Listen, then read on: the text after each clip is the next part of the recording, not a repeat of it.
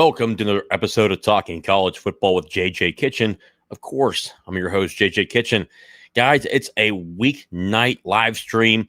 You guys have certainly requested for it. I think during the bye week, it sometimes can be hard to find something to talk about, but there's plenty to talk about right now with Pitt after a loss to West Virginia. Obviously, West Virginia is bloating in their Super Bowl win. They've done a really good job of doing that here this week.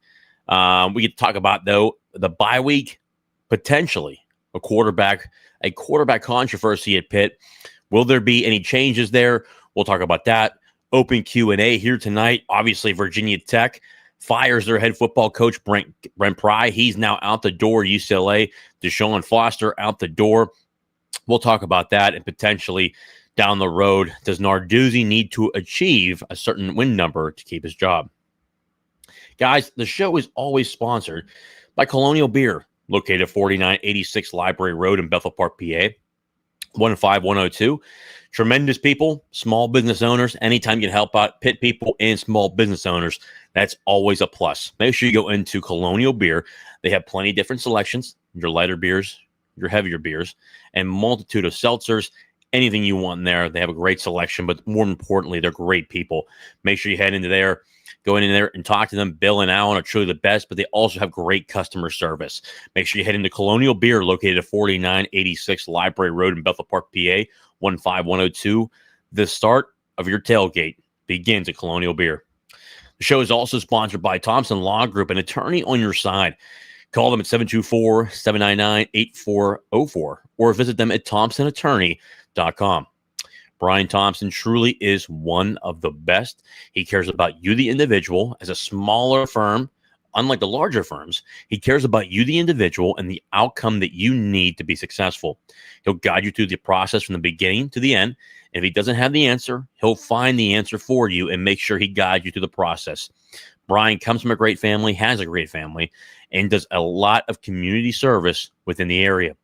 Make sure if you guys have a question, reach out to Thompson Law Group with Brian Thompson, an attorney on your side. Again, call them at 724-799-8404 or visit them at thompsonattorney.com. Last but not least, the K Collection, the coffee brand by Seattle Mariners pitcher Austin Kitchen at www.thekingscraft.com. Again, something very simple. Personally, my favorite. You guys have always seen this. I'm lucky enough to where I got myself a new office. Got to bring this in here, got to really get a whole new bag. Personally, these go through. I get through with these roughly about 3 or 4 days out of the week. Able to have a cup of this during the day. Boom, gets me going. A really good product. Again, Austin did a lot of good testing, especially with Major League Baseball. If it can fuel a professional athlete, it can certainly fuel me and you. The AK Espresso, the K Collection, the coffee brand by Austin Kitchen, Mount Lebanon alum and Coastal Carolina Chanticleer national champion, at www.thekingscraft.com. Again, the K Collection, get yours today. The comment section is certainly flooding here tonight, which is really good to see because you guys really, between direct messages, the comments afterwards, it was funny to see the West Virginia fans all upset after I told the truth about how, Pitt losing was a bad loss to a bad football team. They didn't want to hear that. Rich Rodriguez, and obviously they're very upset about the backyard brawl, their Super Bowl being gone for 3 years till 2029. It's a rough day for them. Biggest thing, though, is here tonight, we're certainly having a lot of questions come in here. Plenty of different questions coming through. Again, if you have not done so, down below, we're on our road to 2,000 subscribers. Hit the like button down below. Hit the subscribe button. Share this with your friends. Again, like and subscribe. And you have a question and you want to get in front of everybody else, make sure you send a super chat down below. We'll get yours up front like we always do, and truly appreciate it as always. Ryan, regarding Narduzzi, do you actually think there's any chance he's gone before contract is up? I just don't see cost benefit of making a given size of a buyout. Ryan, the reason I do see that, it'd be different if Heather Lyke was here who made the contract. I think that's really the number one. Number two, if Narduzzi really struggles and continues to struggle throughout the year, you're definitely going to see a change at the end of the year. You will not see a change during the season. Pitt will not do that. They're not dumb like Virginia Tech, who fired their head football coach, and Brent Pry, and the same thing with UCLA, where now those players can enter the transfer portal. That's just dumb, something you don't want to do because guys can leave, and then all of a sudden you're in a position where you don't have enough guys. Those questions are already starting to happen for Virginia Tech personally. But there's an opportunity out there if Pat Narduzzi does not succeed this year in getting 9 wins.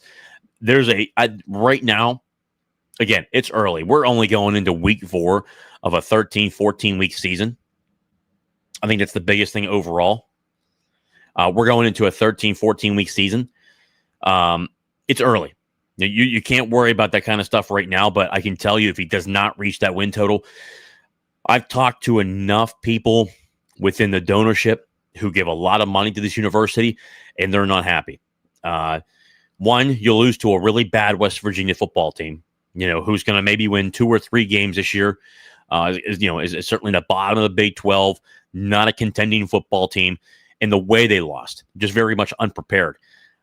It's something that really pissed off a lot of donors. And I think that if he goes into a route where things are not working out throughout the season, you could see a change.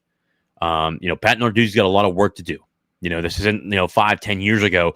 NIL is permanent to what Pitt does and what every university does. And a guy like Alan Green, for all intents and purposes, I've talked to people from Ole Miss. I've talked to people from Auburn, from Tennessee. He's a very aggressive guy. And he's a guy that wants his guy. And, all it needs is 1 or 2 mistakes and he's out the door. So while the buyout, to my guesstimation, my guessing is still high. I've heard it's still high. When you get enough donors that are really pissed off about the product on the football field when they're donating millions of dollars, it can really change things. And I think that right now, Pat Narduzzi has a lot of work to do. So does Cade Bell. Cade Bell needs to show improvement. If he doesn't show improvement, he could be the next guy out the door as well with the firing of Pat Narduzzi. So these guys got a lot of work to do. The defense for me, again, from the last week in the games, what really bothered me was, the defense played well for 3 quarters, and the fourth quarter came and it just unraveled. But the offense really struggled. Eli Holstein really struggled. Cade Bell really struggled. And you hear about some stuff on the sideline where, the right play doesn't get involved on a 4th and 4. We end up punting. Pitt needs to get this stuff figured out. And I think right now, with it being so early on in the season, it's kind of like, hey, let's regroup. It's 1 loss. Pitt's 2-1 right now. We're going into conference play, but right now the bye week comes at a great time. It really flushes everything from last week. West Virginia Super Bowl's over. I think it's a really good opportunity for Pitt to correct itself and then reestablish it. Where we've seen losses in the past that just motivate this football team. If Pitt can get back on track with its offense, you could possibly see a season where they get 8-9 wins. Now, do I think that'll happen? I personally don't think so. I think that this team, the mental fortitude of this team, I've got questions about, and they got to prove me wrong. I want to see more of this football team, and we'll see. But there's, we are now in year 11. He can go at any year at this point, and that's even going into retirement as well. I mean, and we've heard a lot of conversation and a lot of rumors about that as well. So we'll see. Still not over the game, pissed, feeling deflated, and my enthusiasm for the rest of the year is gone. Talk me into it, JJ. The biggest thing, Mike, we're only in week 3 right now. Pitt's 2-1. That's the plus. There are a lot of corrections this football team needs to make on the offensive side of the football. The special team side has played really well. I think right now it's early on. It's not like Pitt's 0-3 or 0-2 right now like Notre Dame. Notre Dame's 0-2 in the football season right now. You're watching a team like that completely struggle and try to get their footing going on. South Carolina's 1-2 right now. You could be a number of different football teams out there. You could be 0-3 like Virginia Tech. You could be 1-3 like Kansas State. It's early in the season. It's not like we're 4-4 at this point, and you're kind of like, okay, there's no opportunity out there. It's only week 4. We're going into week 4.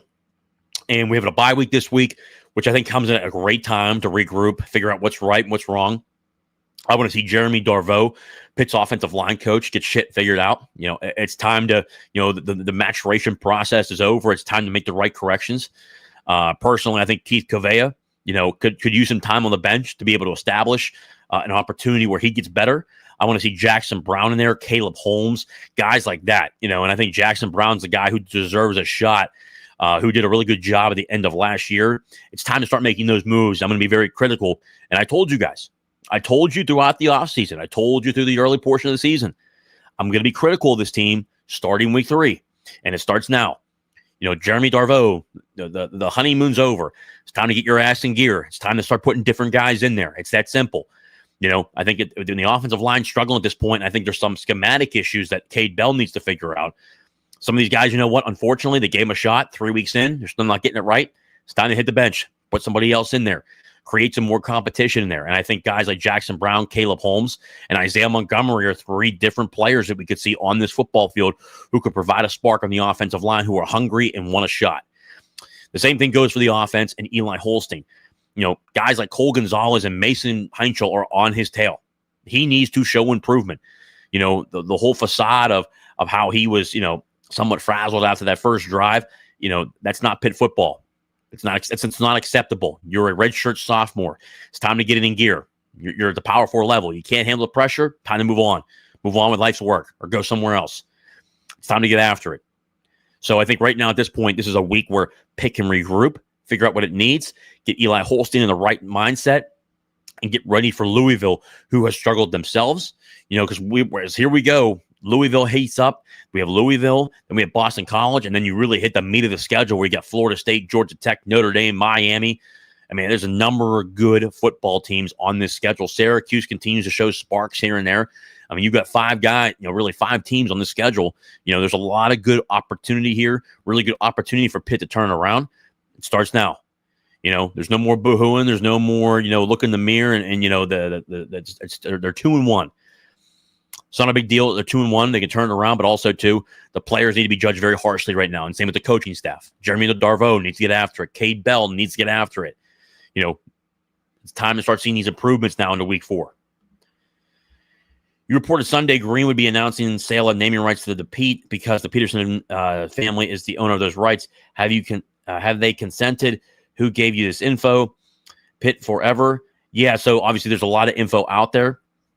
Okay, just because the Peterson family is the owner of those rights doesn't mean they can't add a name to that list. I mean, that's 100% a fact. That just because it's at the Peterson Event Center and you can't add a name onto that for naming rights doesn't matter. They can add a name onto it, especially for naming right purposes. The same thing with Victory Heights, the new building that's going to be there. That'll be for naming rights. That'll come out eventually. They're still working on the finite portions of that deal, which is a really good thing because it's millions of dollars a year for those schools. Okay, so allegedly, the Peterson family is owning those rights. Where did you get that information at? Let me know. Is the program okay? I've never seen that many injuries before. I'm worried about Pitt. Dub Smith, we will certainly be okay. Luckily, we're not West Virginia and broke. That's a good thing.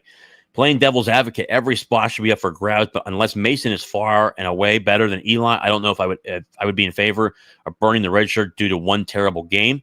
I think Speedy Tortoise, the biggest thing for Pitt right now is that there's probably going to be a short leash for Eli at this point because you saw a game last week where Eli just looked out of sorts, was not able to see the field very well, was doing this weird pop pass stuff, which we haven't seen in the past from Eli Holstein. We saw a little bit in the second game of the year against Central Michigan.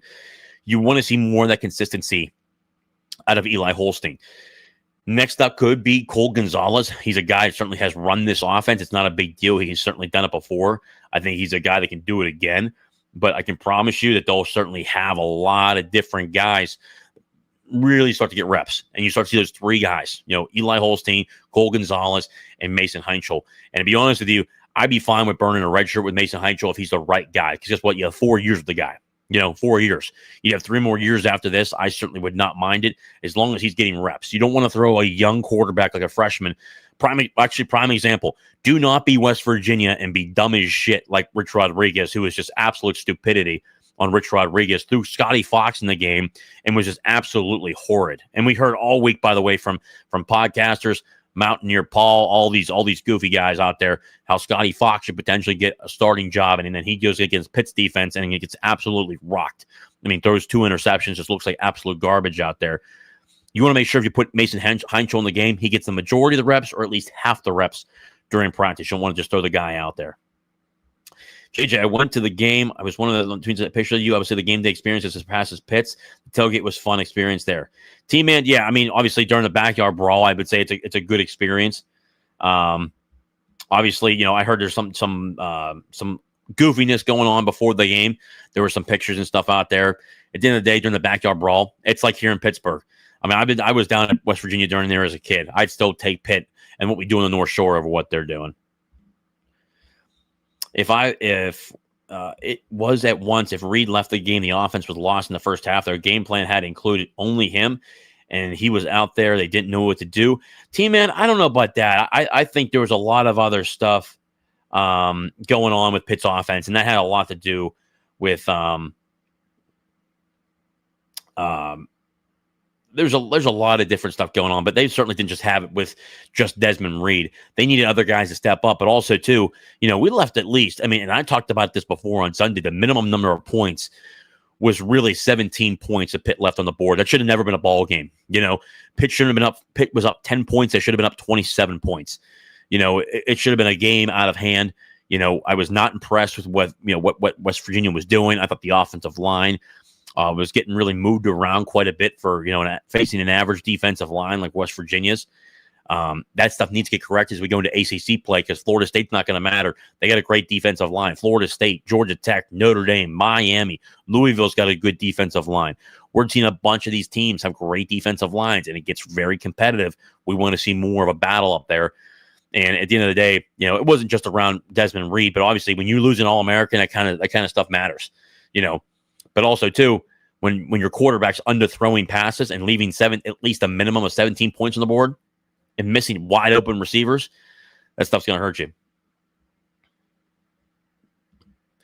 I would say the number of injuries were too slow down the WV's pace. I don't know about that. I mean, they were certainly cramping. I don't know about that. I mean, there were certainly a number of injuries down the stretch. There are a couple guys out. They'll be out next week. They're going to be out a couple weeks. You guys will hear about that, which ones they are, but those were in the fourth quarter as well. I mean, that's kind of like an excuse, and obviously that, West Virginia needs press a little bit, so they have to do what they need to do. How did you miss this? Don't know it. Oh, how did I miss this? QB battle is needed the week if the program wants to be taken seriously, and if not, Holstein should have a short leash. Marlon Barnes-Truther, from anything that I've seen or anybody that I've talked to, I would imagine there's probably going to be a short leash on Eli Holstein in the coming weeks. But this is a massive week for all three quarterbacks. I'd say Cole Gonzalez. Cole Gonzalez had one pass in the game, guys. I mean, at the end of the day, from what I've heard from especially from camp, I mean, he is a guy who could certainly be a guy who takes this offense very seriously and can run this offense. I don't know what was going on with Eli. I was actually kind of shocked to see how bad he was in terms of just the timidness and just not being very decisive, not seeing the field. When you go back and watch the tape, the check down was always there on really every passing play. He missed those. You don't like to miss those, to be quite honest with you. You want to see the quarterbacks get better. And I think that this is a good example of, hey, it's one of those good opportunities. I wasn't a big fan of the bye week early on this year.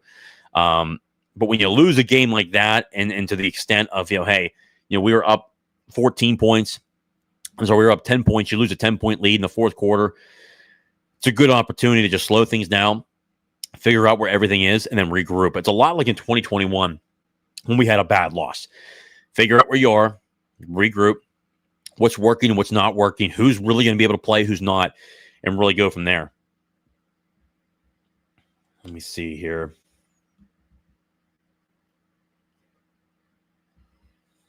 We got a super chat coming in here.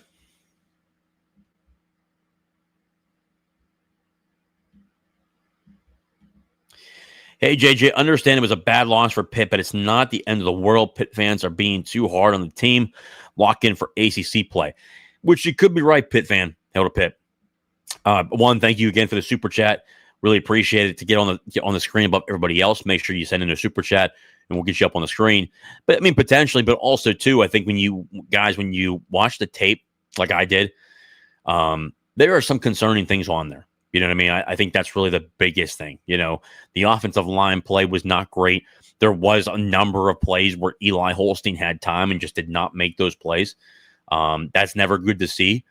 But the defense played so well through three quarters. I mean, it really just helped dominate the portion of the game where even Nico Marchio was benched. Scotty Fox was horrible for West Virginia. Jalen Henderson was horrible for West Virginia. Rich Rodriguez talked about how he had 5 quarterbacks, brother. He barely has one. You know what I mean? That's what's tough for Pitt is that you lost to a bad football team like that. At the end of the day, It's a really good opportunity, to your point, lock in for ACC play. I heard that from a number of players this week that reached out to me that said, hey, look, they're focused on ACC ball. It's a good opportunity to see what went right and what went wrong. And it really allows them to grow, which is a really good thing to hear. I mean, that was a good thing to hear from a number of different players. They're locked in, that one loss is not going to define them. It's only they're 2-1. They're not 1-2. They're not 0-3. To your point, Pitt fan, hail to Pitt. I mean, it's, I do agree. It could be overreacted, but when you see that lack of unpreparedness, you got to be honest about it, especially when you watch the tape and you just kind of like say to yourself, hey, what's this team doing? So I think it's important. Thank you for the super chat. Again, guys, to get your question up on the screen quickly and above everybody else, make sure you send in a super chat. West Virginia will finish in last place in the Big 12, more than likely. Obviously that loss to Ohio was really bad.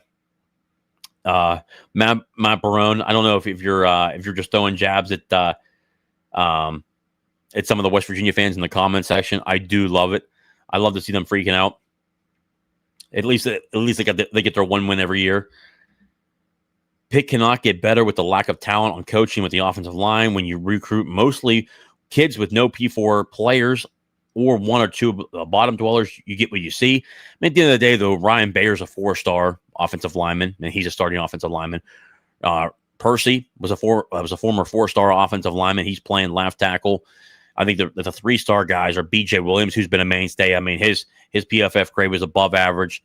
I think he's actually pretty good. I don't think he gets enough credit for what he does. I'd say they got 3 or 4 guys that look pretty good.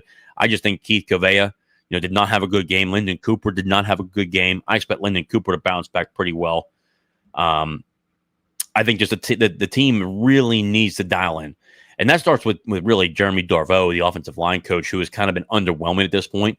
At the end of the day, you'd like to see Jackson Brown get a shot, Caleb Holmes get a shot, Isaiah Montgomery get a shot. You want to see different guys potentially, if they're able to play, give them a shot. It's that simple.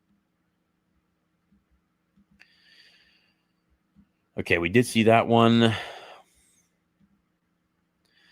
Paris Knight, don't forget about Blue Hicks. That was another question again, and I mentioned this on Sunday. One of the questions that I had was, the comment from Pat Narduzzi that said, he asked Cade Bell on the headset, where is Blue? Where's Blue at? And he said he never got an answer. He never got a crystal answer on where that guy was or why he wasn't on the field. I mean, as a head football coach, you should know. You should know where that one of your best players is or why he's not on the field. And a lot of times, look, at the end of the day, I've told you guys before, Pat Narduzzi allows his coordinators to coach and allows his coaches to coach their position. He's not a guy that's going to hover over those guys. That's why when a lot of coordinators, especially in the offense side of the football, like to work for Narduzzi because he's not telling them what to run on offense. They're really running their offense. And a prime example of that is we really threw the majority of the time. We never tried to establish the run. In heart of hearts, in a perfect world, Pat Narduzzi wants to run the ball 50 to 60% of the time. And we are certainly not doing that. We're passing the ball roughly 70 to 75% of the time. And you want to see more of a balanced attack out of that as well from Cade Bell. He needs to get better as a play caller as well.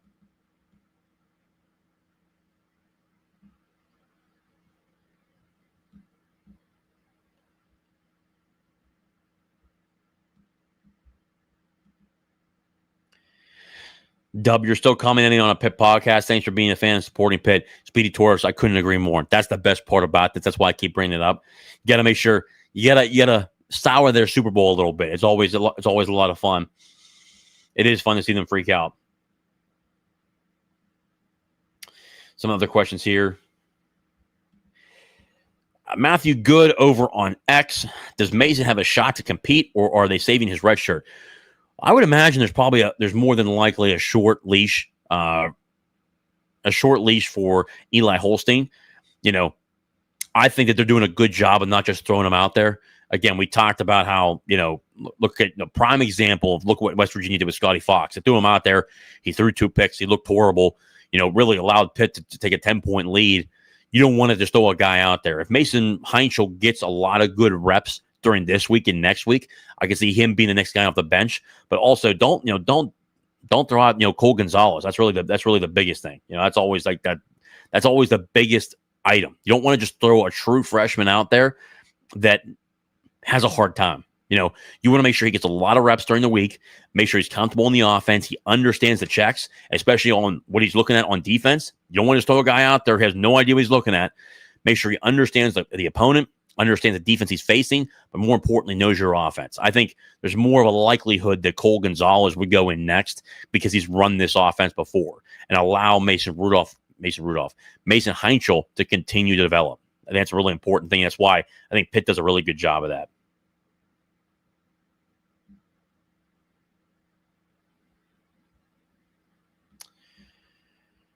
See here. Why do WU fans think of our players? Because, brother, Urban, because we are, that they are the little brother. They have to think about the older brother. That's what it is. It's always the fun stuff. A lot of talk coming out about the game on Saturday surrounded how poorly Narduzzi handled the game, but how much blame does Cade Bell have, and where does that leave him going forward in your eyes? Andrew, at the end of the day, he needs to be a better play caller. It's that simple. You want to see this bye week to where he really, really adapts to how the team is able to play. That's the thing that matters most. You don't want to see the continued mess ups where on 4th and 4 they're trying to send a play and he sends the wrong play in. It's not good enough. Obviously too, his offense is very much focused around passing the football. And I will say it's more give and take, because here's the thing. When your quarterback's struggling, you want to establish the run to get a little bit of pressure off of him.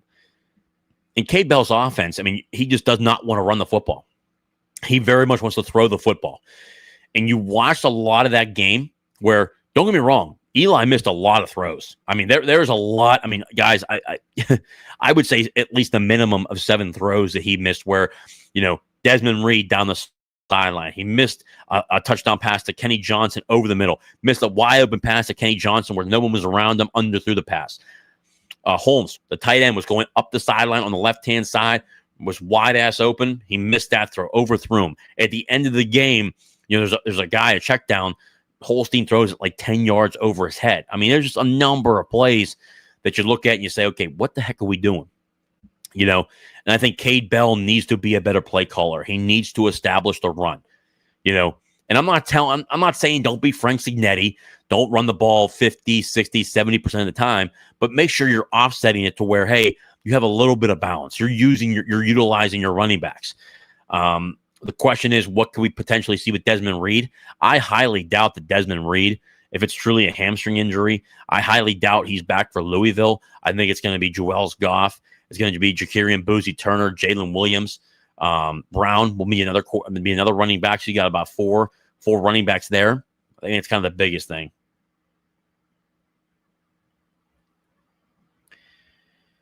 Let's see here. They need to throw the kitchen sink out there and try everything possible. Head coach Pat Narduzzi needs to move on at the end of the year. Christopher, I don't disagree with you, brother. For me, you look at college football, 11 years is a long time.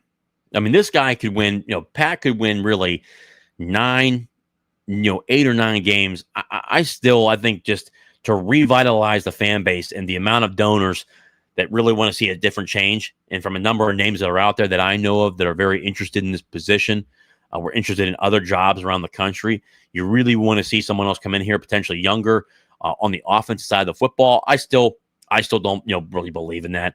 I still think it could be offense or defense. A guy like Glenn Schumann, a guy like that out of I think a guy like that could potentially really be, a guy that is a really good head football coach, like a Dan Lanning. Same thing. He was defensive coordinator at Georgia. Those guys are really good coordinators. You have Bobby Chesney, the head football coach at JMU. You got Alex Golish, the head football coach at USF. A number of different really good football coaches around the country you look at and say, hey, they're pretty damn good. Tim Banks, defensive coordinator at Tennessee. Tony, Pitt was going to win 9 games. What changed? Tony, what happens is when you open up your eyes and you see that potentially that Eli's not playing it the way playing it the way he was during the offseason, that kind of can get that things to change. That's kind of obvious. Feel like this is Todd Graham 2.0, high octane. It really works well, and just isn't very good. Yeah, a little bit. But I mean, I remember those days, Michael. I can tell you this: those offenses were pretty bad. I mean, at least this offense, at least last year, you saw it actually work. I don't think even in the 1 year, Todd Graham's offense really never worked. It was just an absolute complete mess. And the guy, and obviously too, you got to remember Steve Peterson was here. That was an absolute joke. Nordenberg was the chancellor here. That was a joke. The biggest thing that's a change is that Joan Gable's here, Alan Green are here. They're very much invested in the NIL, which is why we brought all that Alliance 412 in house. We're reaching that point where we've done a good job. We're at the total threshold right now when it comes to the $20.5 million cap. I mean, at the end of the day, but I think what needs to happen is potentially a different staff where they reutilize those funds to find different players or just better coaching. That's what it comes down to. But right now, Pitt's 2-1. So, I mean, at the end of the day, it was a bad game, really unprepared game in week 3. But you want to see that team really grow here in these final weeks. We've seen it over the years. Pitt finds a way to just absolutely blow it, and then all of a sudden they turn it on, and Pat Narduzzi just reinvigorates the team. 2022 was a perfect example of that, and they end the year at number 19 in the country. So I mean that's kind of the biggest thing. Rich Rod had a QB contest. What is this, Jeopardy? Do you expect a bounce back and potential win against Louisville? I mean, it's hard to tell. It depends on the team. It depends on these guys. From what I understand, guys from a number of guys reached out to me and said, look, the game was on us. It wasn't on coaching, which I mean, it's good to see. I mean, they're really pissed off and upset about it. At the end of the day, they say that they should have stopped that last drive going down the field. I mean, at the end of the day, Louisville has struggled a little bit. They got a lot of talent. Miller Moss is a quarterback, the transfer out of USC. He's done a good job this year. Jeff Brom is a good quarterback coach. He's really a quarterback guru. Does a good job on the offensive side of the football. We've seen a great job where he has really put the offense in another realm, whether he was at Purdue, whether he was at Louisville, it doesn't matter. He does a good job. It all depends on how this team comes out. I mean, it's college football. You can beat anybody on any given day. I mean, look what happened last weekend. A team lost to Ohio and they won the football game. The players having a team meeting only this week. I'm sure they did. From what my understanding is, obviously the coaches are out recruiting, as you can imagine, obviously on an off week. But they certainly had their own discussions. They've done things behind the scenes. Those players can certainly handle that. The biggest thing from what my understanding is that they're focused and that there's an understanding that things are wrong and they need to correct them. We saw that in 2021. We saw that in 2022. Pitt ended up being ranked in 21 and 22. The same thing in 2020 when they were ranked. At the end of the day, unfortunately, sometimes this team needs to have a bad loss to get it sparked and to get it to see that, hey, these 3 things aren't working, so we need to change these 3 things and then move on from it. And I think a lot of the players learn a lot more from losses. Unfortunately, I told them great teams don't learn from losses. They just win the games, and they understand the preparation that goes into it. But we'll see how it goes. John, hi. JJ, how you doing, John? Thanks for welcoming to the group chat here. Again, guys, we're going through a number of comments. Again, I can't get to every comment, so the super chats that come in, they get to the top. If you've not done so, we're on our way to 2,000 subscribers. Hit the like button, subscribe down below, and put a super chat in if you want to get yours to the top. Paris Knight, where is CJ Lee and Turner at wide receiver? I agree competition should be open at QB and O-line. Eli is not reading the field very well at all. Definitely should have a short leash. I agree. I think he will have a short leash, and those guys will certainly be looking at that, especially Cade. Cade Bell will be looking at that. CJ Lee, Paris is still recovering. From my understanding, he should be probably a full go against Louisville. He has been dressing. I expect him to be fully ready to go as the season begins. Turner, Jakarian Boozy Turner at running back, he's played a little bit here and there sparingly. That's a whole usage thing by Cade Bell. I don't agree with it. I think he needs to be better at it, but it is what it is. I think it should be better usage, but we'll continue to monitor that. I think you'll probably start to see Tony Kinsler at wide receiver, the true freshman. I wouldn't be shocked to start seeing more of him. Tyree Robinson, Bryce Yates. I think Bryce Yates can learn a lot more, to be quite honest with you, and a guy who can play a lot better. And just not being able to score that touchdown during the West Virginia game goes out of bounds.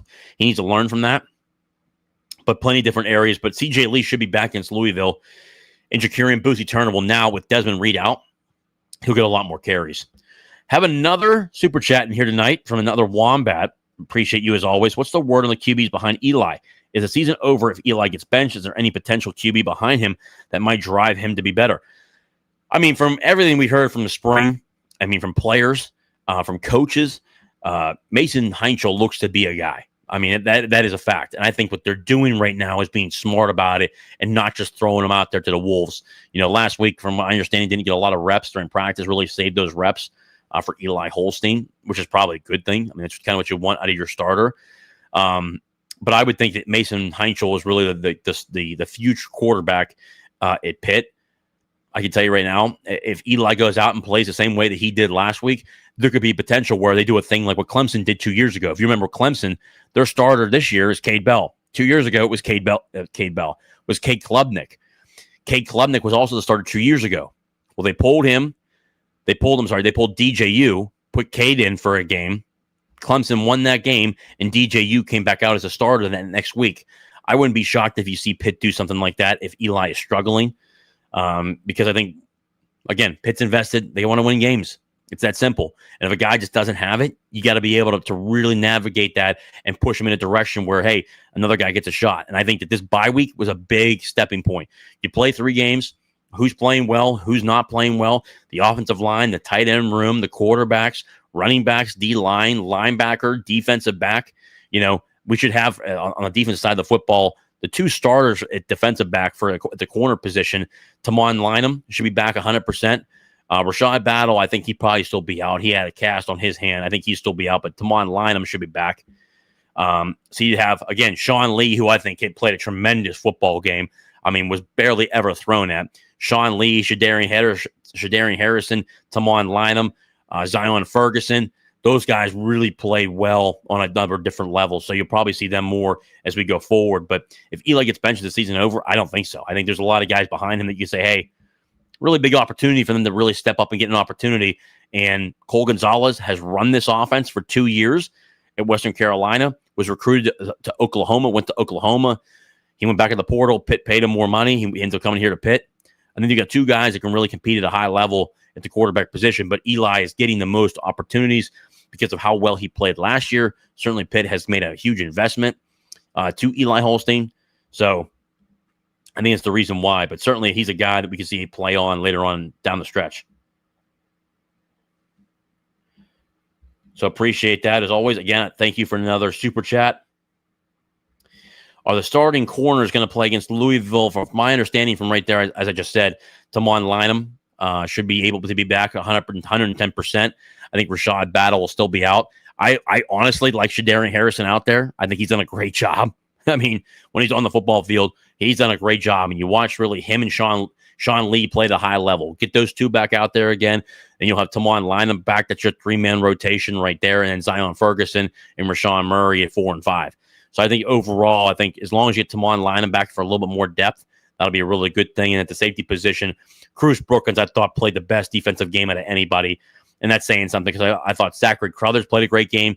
Blaine Spires had a couple sacks. Jimmy Scott had a great number of pressures. Francis Brayu continues to play at a high level. If you guys remember the play for Sean Fitzsimmons just drove, what's his name? I think it's Walker Youngbear. I mean, just drove him back. Like he just pretty much bench pressed him and just embarrassed him. I mean, the stuff on TV was absolutely hilarious. They're just like, that guy's 326 pounds and just Sean Fitzsimmons just absolutely mauled him and just had him run into the quarterback, and Nico got in for a sack.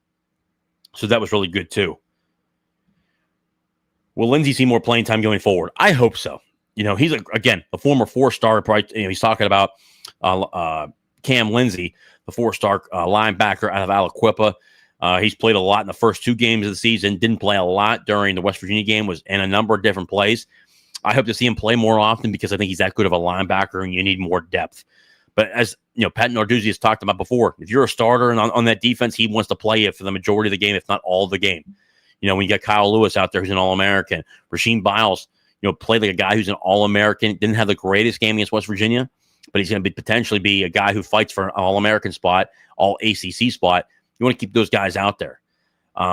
Speaking of the linebackers, the only other thing I will say is It was extremely strange to see Braylon Lovelace, the fumble recovery, which if it was reviewed, Pitt would have gotten the ball at the 26-yard line, the plus 26 on the West Virginia 26-yard line.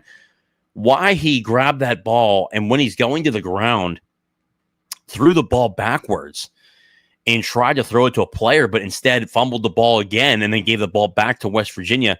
I still have no idea why he did that. They are not coached to do that. I don't know what he was thinking. He wanted to score or try to make a big play. That's just not like Braylon Lovelace. I mean, he's a guy that's always so firm. The guy's always a short tackler, a guy who's been a stud throughout the spring, throughout the first 2 games. It's just a rare play. And I don't know what possessed him to do that. But it was certainly different. You know, I was absolutely shocked by that.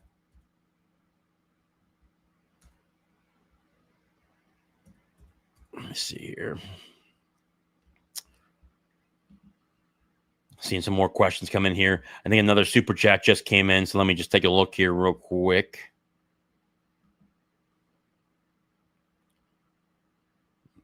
Nothing here yet. No,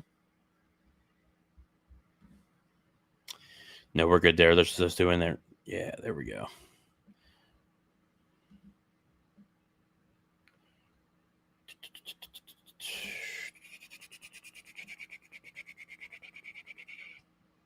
Yeah, there we go. Perfect. Okay.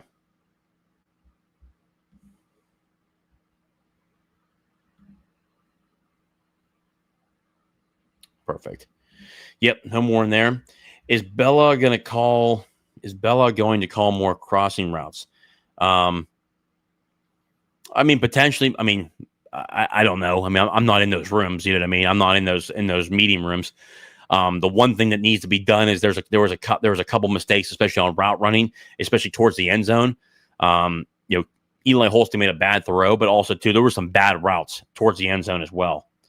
Does a new head coach hire bring a whole new staff, or is that Green's call? First off, if Green hires a new head football coach, that head football coach is bringing his staff, and it's always been like that. Whether it was Dave Wanstead, Todd Graham, Paul Christ, Pat Narduzzi, those are all the coach's calls. And the AD will go into a session where he works with a hiring search firm, or he'll work with Joan Gable, and then they'll hire a head football coach. But I mean, from my understanding, there were some people on that list out of the SEC, especially for Alan Green. He's talked about that during the before the spring game. We all had, if you were a season ticket holder and you were in the club area, he talked to the amount of players, he talked to the fans, talked about a number of different topics, but he always talks about how he has a list of everything. If something were to change, he's got a list of things that can change. And I can assure you, he has a list of head football coaches he wants to contact. And he's, from anybody I've talked to, he's a very confident guy. Certainly wants it his way.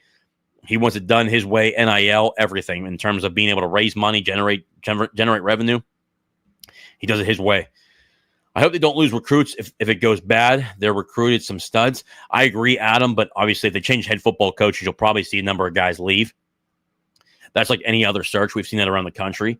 I just think that Pitt's doing, one, you never fire a coach midseason. What Virginia Tech is doing and then what UCLA is doing is completely wrong. Now, UCLA is in a whole nother predicament. UCLA, I think from the numbers that I looked up on their website, from the basic economics that they released, they're like, they're roughly like $170 million in the red. I mean, they're having issues with NIL. They put a lot of NIL money towards Nico. That has not worked out. I feel bad for Pittman, Pitt guy Tino Sinceri. He leaves Indiana to go to that job. I wouldn't have left for that job, but he wanted an OC job. Deshaun Foster gets fired. He'll probably be out there as the offensive coordinator. At least get a shot, but I mean, it won't. Tino will get a job somewhere else. But certainly not a very good situation. Virginia Tech is in a dire situation where they're struggling with revenue. They're struggling with their budget. Whit Babcock has talked about how they're having major issues. UCLA is just so far in the hole. UCLA more than likely will never be good ever again. And that's a real shame because UCLA is one big brand, But UCLA is just not going to be that football team like it ever was. Those days are long gone. They're more than likely going to be a team that's an 8-9 loss team every year, and you're kind of watching it in live time too. Same thing with USC. USC's on a really rough batch too. So if we saw a coaching staff change, we'd lose Bronowski. I mean, yeah, if there was a coaching change, Bronowski, and that's a very good point. I got to talk to a number of committed players and a number of committed recruits. Bronowski is a major, major recruiting tool in Texas. Nick Howard, again, is an absolute stud. Wyatt Villarreal, the kid, I can tell you right now, Wyatt Villarreal is getting a lot of calls from other universities right now, especially within the SEC. I mean, there's like 25 schools after him right now. He is just blown up. His numbers are through the roof. Nick Howard continues to play at a high level, offensive lineman out of Texas that we got. But if we keep the staff, we keep those guys. Those are very loyal guys, and they've done a really good job of staying with Pitt, even with all the attraction, the attention going to them right now. So if Pat Narduzzi stays, they'll stay here, but we'll see. Again, the sky's not falling. Pitt's 2-1. It's not like Pitt's 2-5. At the end of the day, there's a lot more positivity going forward, and I think that what Pitt's done at this point is for us fans, I'll be there every Saturday during the home games, guys. That's just a big thing with me. I will be there every single game, whether they win or lose. That's just how I am. I want to see these young men succeed, but they got to want it for themselves too. That's going to be the biggest thing. But luckily, right now, guys, again, I'm just being honest with you guys. But at the end of the day, here's a reality point too. Pitt's only 2-1. It's not the end of the world. We haven't even hit conference play. They win their first 2 games in conference play, Louisville and Boston College. They're 4-1 and 2-0 in the ACC, and they're really in the front line when it comes to fighting for an AC championship spot and getting into the championship game. So, I mean, at the end of the day, I'm being very critical because why? I told you guys I'm going to be critical. It's year 11. Sometimes, I think people don't understand this, but I don't get paid by the university. I don't get paid by anybody. I'm here to tell you guys the truth. I'm being very critical for a reason. Someone has to be critical at some point. Not everybody can be on the payroll. You know what I mean? And I just do that because, one, you guys tune in here for a reason. That's to hear the truth. That's why I do it. JJ, I enjoy what you do. Thank you. It's my understanding that the early signing period for recruits is what is causing the early coaching firings. They're trying to get someone in place sooner to save the recruit. But here's the thing, though. I understand what you're saying, and they want to get in earlier, but then they have to realize, too, that your entire roster is going to be depleted. And now that you fired a coach, who are they going to hire? And here's my question to you.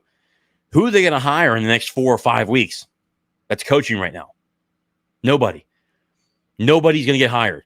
So those recruits are going to go off and get somewhere else as someone else calls them. So you're already going to lose them because you're not going to hire a coach in the next 5 or 6 weeks. You're not going to hire a head football coach till December, even if it's the second or third week of December. You just don't fire a head football coach right now in the landscape of NIL. If we didn't have NIL like 10 years ago, when we had the transfer portal like 10 years ago, then you would fire a head football coach because no one can leave. But right now, players on the current roster can go into the transfer portal and save themselves a year in redshirt. You just don't do it. It's a bad, bad move. Also, we have 320 people in here right now between X, YouTube, and Facebook. Down below, hit the like button, subscribe. Both of them are free. We're on our road to 2,000 subscribers. Make sure you like down below. It's free right now. Go down and do it right now. Like and subscribe. Thank you. Also, a quick little special announcement. On Sunday, the Sunday conversation, the bye week, more than likely, as of right now, we're going to have Carlos Zofko, the Whitfield Insider, on Sunday. Harry Paceris out of Pittsburgh Sports Now, and basically the Pitt Guru will be on Sunday. And Eric Dudek, who we had on here before. Eric played a wide receiver at Robert Morris, a tremendous football player, but just great mind with college football and the NFL. All three of them will be on the live stream on Sunday. So if you haven't done so, make sure you like and subscribe. Subscribe to the channel right now because every time we go live, you'll get an update. And the Whitfield Insider, Carlos Zofko, Harry Paceris of Pittsburgh Sports Now, the Pitt Guru, and Eric Dudek will all be on here. All three guys will be live on the show on Sunday. So it's going to be a very good show on Sunday, and we'll talk about quarterback battles. We'll talk about, Whitfield recruiting. We'll talk about what Pitt needs to do. We'll talk about some stories that, that Carlo knows, I know.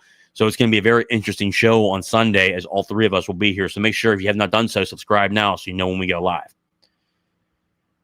Again, we're 50 minutes in. We got about 10 minutes left, guys. I'm going to double check if anybody's got any super chats. I kind of hit all the points on right now. The biggest thing with Louisville is really slowing down Miller Moss. I'm going to look up their schedule here real quick.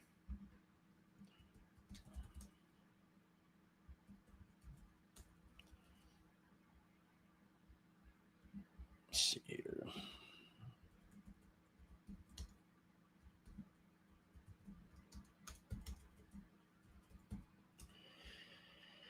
Take a look at their schedule here.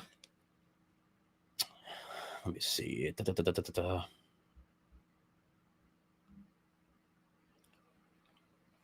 All right. So to start the year, Louisville beat Eastern Kentucky 51-17. Took care of business there. Had a little bit of a scary sight with James Madison, JMU. They beat JMU at home 28-14. Their next game is September 20th, which is this Saturday. They had a bye week the previous week, so they'll have Bowling Green. And then they'll have Pitt. It'll be here at home at noon at Acrisure Stadium. I will be there. We will certainly be in the tailgate lots. Make sure you guys reach out to me. More than likely come over, have a conversation, BS a little bit, have a little bit of fun. We'll certainly be there. But again, not this Saturday, but Saturday, September 27th. It should be the Louisville Cardinals and the University of Pittsburgh at Acrisure Stadium. I'll have some more family there as well. The younger brother will be in town, so it'll be a lot of fun to bring him to a ball game. He always loves going to a Pitt game and loves Pitt, so that'll be really good. So Louisville right now 2-0. They had a bye week last week, so Pitt will have 2 weeks to prepare for Louisville. Louisville will have 1 week to prepare for Pitt, which is obviously in Pitt's favor, which should help them win the ball game. Click the icon button. Thank you, Hellraiser Nation. That's a great point. Thank you for doing this, because I totally forgot to say this. Click the icon, the bell icon, to get a reminder for the Sunday show. Click the icon to get reminded about the Sunday conversation. Thank you, sir. As always, again, if you've not done so, subscribe down below. Thank you, guys. I don't see any more super chats down below here. We've kind of hit the points here. We're going to start doing this more often, guys. A live show, because you guys have asked for it, and I really appreciate it. Again, the podcast is fun to talk football, but talk everything else. If you guys got anything about, really the Tuesday or Wednesday live stream is going to be for about anything about Pitt leading up to that game, but also everything going on in college football. We've talked about, Brent Pry being fired out of Virginia Tech, which, he lost to Old Dominion again. I think he's 0-3 in his career against Old Dominion. I lost at home to Old Dominion. That's just a bad, bad loss. He's 0-3 this year, so he got fired. Deshaun Foster gets fired. I would imagine probably later on, Billy Napier out of Florida will more than likely get fired. That'll be an interesting opening there. I would imagine that one of those openings will happen. And John Gruden, the old Gruden grinder. Do not be shocked if you see John Gruden get a head coaching job in the SEC this offseason. He has talked about how he wants to coach in college football again. I think there's going to be one dumb team out there that does it. I love John Gruden, but he's an NFL coach. He's not a college coach. I think that would be an absolute disaster. But then again, you're going to see a lot more people going after it. So I would imagine Billy Napier losing his job. What's his name out of Arkansas? Sam. What the hell is his name? Why am I forgetting his name? Sam Pittman. Sam Pittman, head football coach at Arkansas. I think he's going to end up losing his job as well. There's going to be a lot of job openings here coming up here in the as the year goes on. Why do you think Dan Mullen to Pitt if Deuce is gone? Dan Mullen. He's a guy that obviously he's the last head football coach who was successful at Florida, which is a tough place to, believe it or not, a tough place to win at. I don't know why. They've got a great fan base down there, but they just continually allow their donors to get involved, which is probably why they lose a lot. It's a lot like Auburn. Auburn does the same exact thing. I think that's kind of where it's led to. Dan Mullen, as the season goes on, Dan Mullen, let's check out UNLV. Let me see here.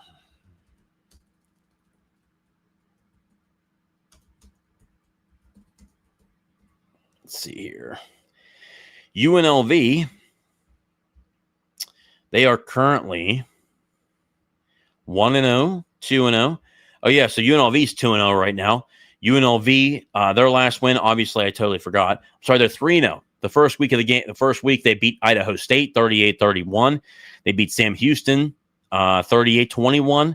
And then they beat UCLA out of the Big Ten 30-23. If he continues down that road, he's going to be a guy that you look at. I just think that when you look at the overall onset of guys who could be out there for head football coaches, you've got Brian Hartline, the offensive coordinator at Ohio State. He is a guy actively looking, and I've been told this by a number of agents. He's looking for a head football coach position. I think he was kind of very much interested in the West Virginia job. They went pretty cheap, overall, and they just couldn't get him. They couldn't pay him. Same thing with Andy Kotelnicki. Those two guys end up going back to where they were. They take Rich Rodriguez. He's looked at other jobs as well. Almost took the Cincinnati job as well a couple of years ago. But you've got Andy Kotelnicki out there. You've got out of Penn State. You've got Brian Hartline out of Ohio State. You've got Will Stein out of Oregon. Glenn Schumann, defensive coordinator out of Georgia. Jason Candle out of Toledo. You've got Bobby Chesney out of JMU, how well he's done. Alex Golish, the head football coach at USF, who has just completely turned around USF. Who's some other names that are out there? Charlie Partridge, the defensive line coach out of the Indianapolis Colts. He's out there as well. I would say he was really the head coach in waiting when he was here. There's a number of guys there.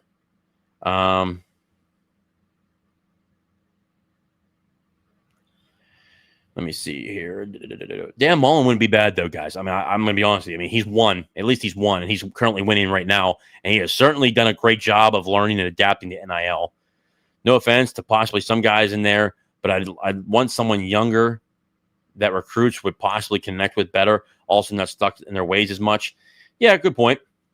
Brian Hartline is one of those guys. Bobby Chesney is one of those guys.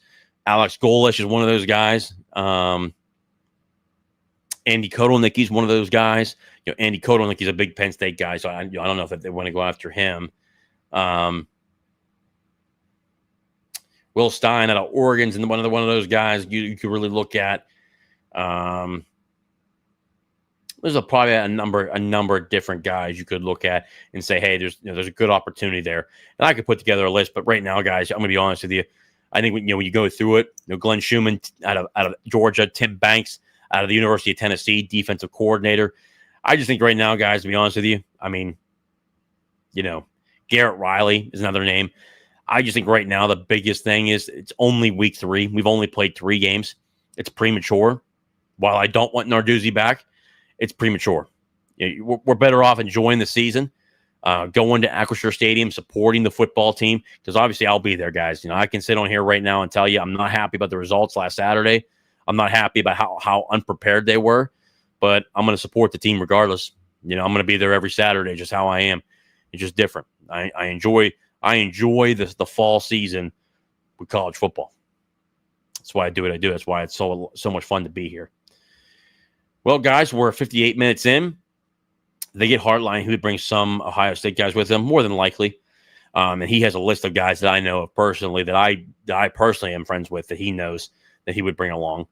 But certainly, at the end of the day, none of it matters because it's early on in the season. It's all speculation. None of it matters. It's all what-isms. It's all allegedly. So we'll see. At the end of the day, go to Acrisure Stadium, support this team. They're 2-1. If they beat Louisville, they're 3-1, 1-0 in the ACC. The good thing though is the loss to West Virginia is a non-con game. So at the end of the day, the whole entire season is in front of us. Go to the games, support the team. It's that simple. Amen, Speedy Torres. Let's go beat Louisville and get back on track. Amen. Guys, hail to Pitt. It's now on to Louisville. Even with the bye week this week, you enjoy a little bit of college football outside of Pitt. The big thing for us is even if right now Notre Dame, who's 0-2, is still focused on the season, we can certainly still be focused on the season. So it could be a lot worse. We're 2-1. Notre Dame's 0-2. Virginia Tech's 0-3. Guys, we're 2-1 right now. It's time to get back on the saddle and really focus on what we can do as a fan base to support the football team and really focus on Louisville at this point, because if we beat Louisville, we're 3-1 on the season, 1-0 in the ACC. That's all that matters. So, Speedy Torres, very good point. Let's go beat Louisville and get back on track. Amen, brother. Let's go to 3-1. That's the focus here at Talking College Football with JJ Kitchen. Back on the saddle, going to 3-1. Let's go beat Louisville and prepare for Louisville. Guys, thank you so much for tuning in to another episode of Talking College Football with JJ Kitchen. Cannot thank you guys enough for tuning in. We got about 437 people between 3 platforms. Again, if you've not done so, go down below, subscribe, like, share it with your friends, and send it out there. Guys, cannot thank you enough. It's been another episode of Talking College Football with JJ Kitchen. Guys, hail to Pitt, as always and forever. Hail to Pitt, hail the ACC. I'll see you next time.